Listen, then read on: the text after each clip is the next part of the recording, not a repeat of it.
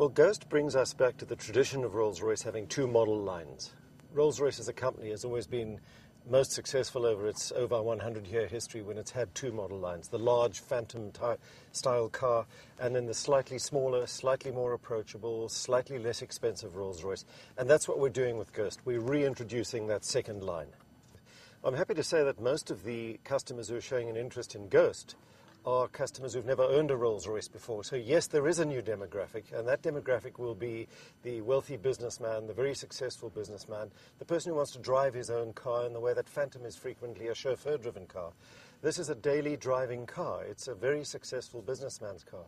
So there is a brand new demographic for the slightly smaller, more approachable Rolls-Royce out there, and the demand has been really very gratifying. Let's go back to 2008 firstly. 2008 was a record year for us. More Rolls-Royces sold than ever before.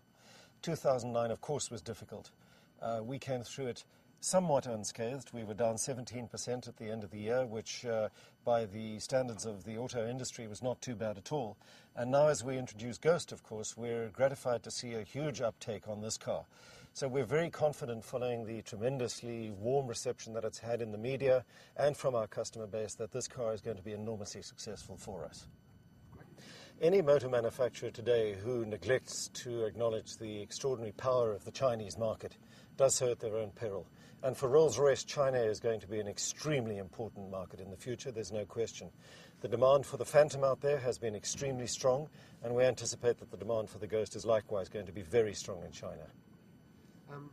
Rolls-Royce has a distinct advantage in as much as it's able to draw down on the tremendous expertise within the BMW group through the Efficient Dynamics program. So we are class leading with the Phantom in terms of CO2 emissions and fuel consumption, and likewise with the efficiencies that are being brought in the engine that powers the Ghost, we improve on those statistics yet again.